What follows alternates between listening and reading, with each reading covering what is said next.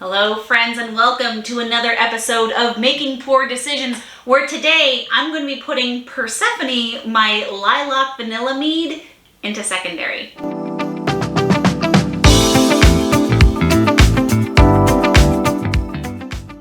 Well, hello. It's been a minute. I know I took about a month and a half off from filming, needed to regroup, had a lot of travel going on, had some more mead ideas coming up, so I'm going to be coming back with my regular schedule of posting on Monday, so thank you so much for coming back, or if you're here for the first time, hi, welcome. My name is Stephanie, and I make mead and sake and cider, maybe beer one day, but today we're going to focus on mead.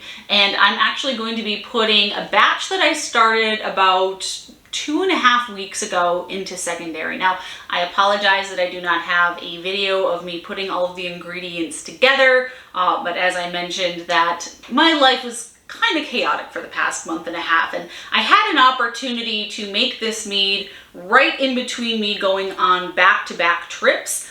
That mead being Lilac Vanilla. Now, if you're familiar with the lilac flowers, you know they bloom for approximately 20 minutes and then they're gone. So I had an opportunity to pick some lilacs from the bush in my backyard and make some tea with it. And with that tea, I made this mead.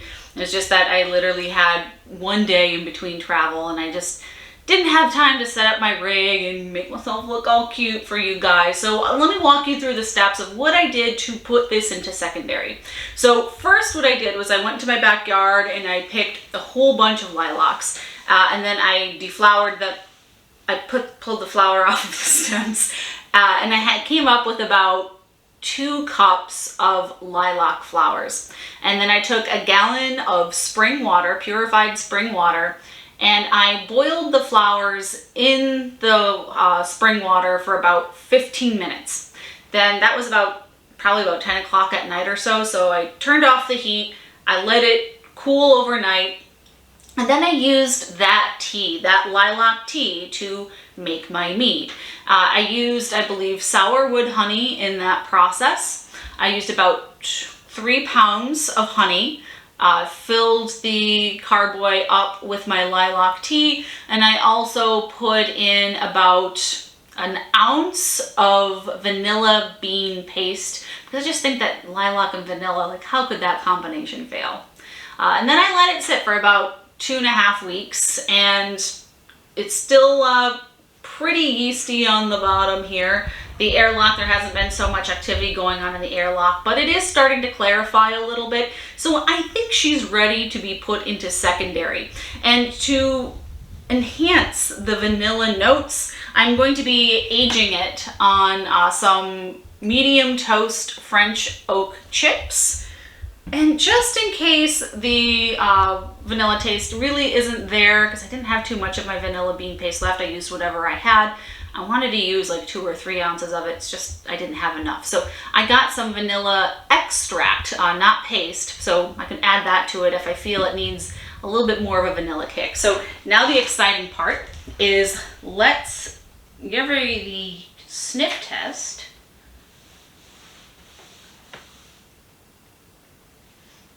I mean, it smells a little floral. Hello. I'm not getting too much lilac from her right now, but that's okay. Sometimes the smell and the taste can be pretty different. So what I'm going to do now is I'm going to take my gravity reading. Now I'm gonna have to go back to my notes and see what the initial gravity was. I think it was like something like 1.12. But in true making poor decisions fashion, I did not check my notes before going back and putting the secondary and start filming, so I'm going to give myself a few minutes, fill up my hydrometer, and my graduated cylinder rather, not my hydrometer, but fill up my graduated cylinder.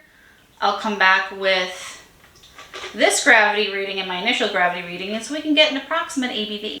Okay, so the initial gravity I was pretty close. It's 1.122, and the gravity as of today, which is about 2.5 weeks later, we're looking at 1, which is giving me an approximate ABV of 16%. I swear I'm not trying to kill horses with my meads. It's just tend to make a stronger brew. Now, I do want this a little bit sweeter because, again, with the hints of lilac, the hints of vanilla, I'm thinking I'm going to need a little bit more honey, so I have some more sourwood here. I did make a mistake, though. I didn't initially use sourwood. I used some type of local Illinois Midwest honey that I picked up from a local farmer's market.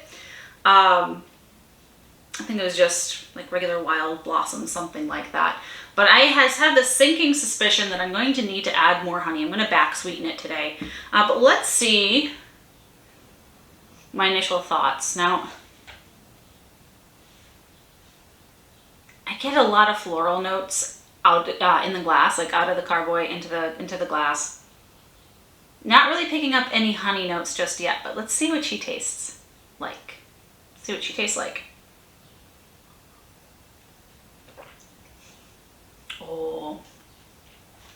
Oh, she's something special already. Very floral, immediately floral.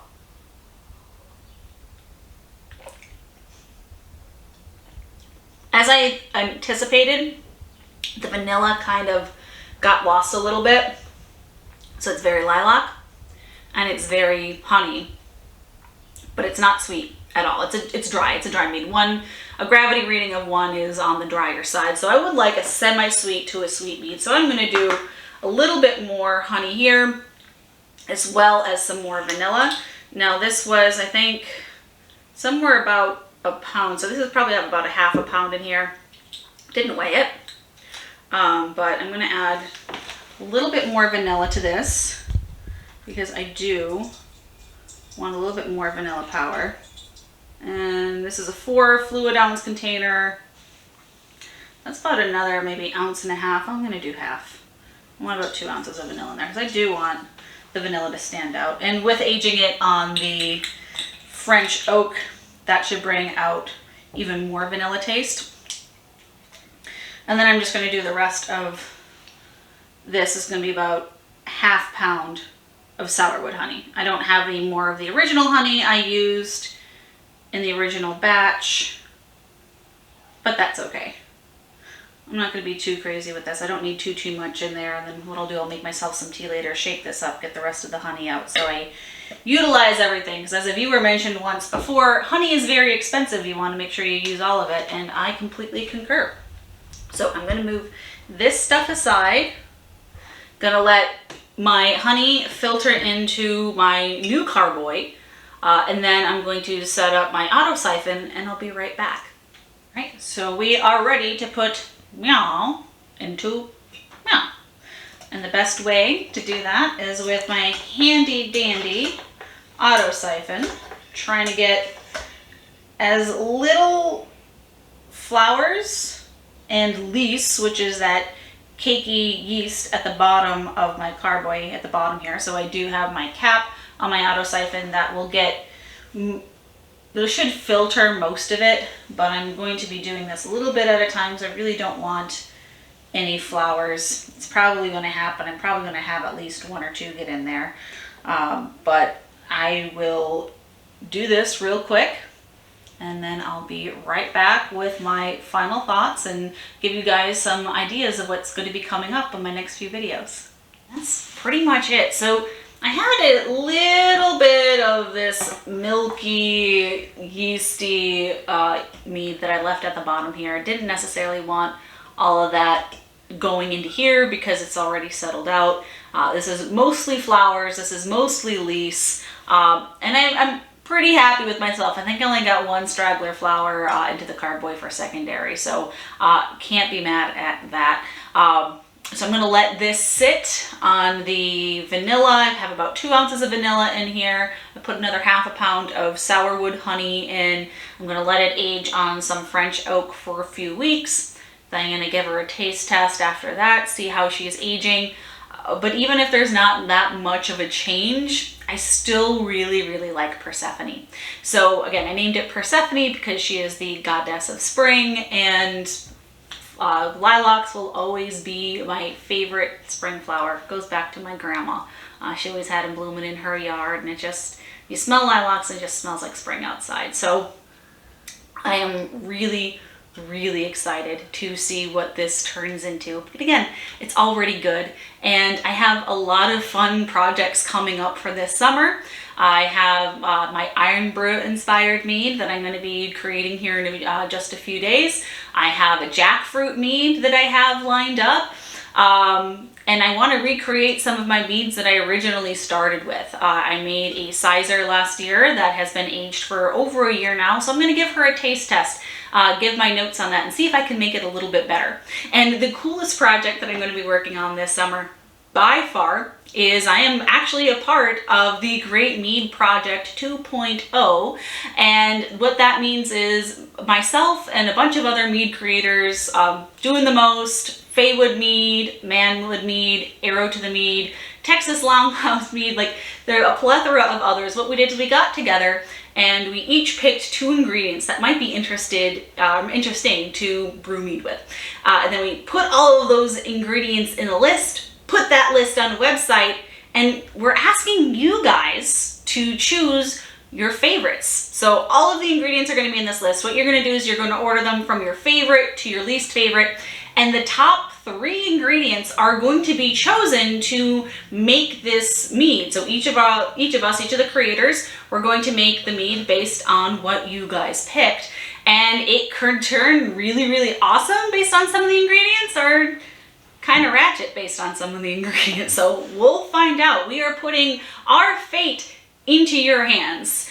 So that's pretty much it for this video. Please stay tuned for the next few weeks. I'm going to be releasing a video every Monday. Appreciate you guys watching this. If this is the kind of content you like, give it the like, give it the subscribe, yada, yada, yada. You know what to do. If you like it, go ahead and do it. Thank you again so much for taking the time to watch my videos, guys. Have a great day and happy brewing.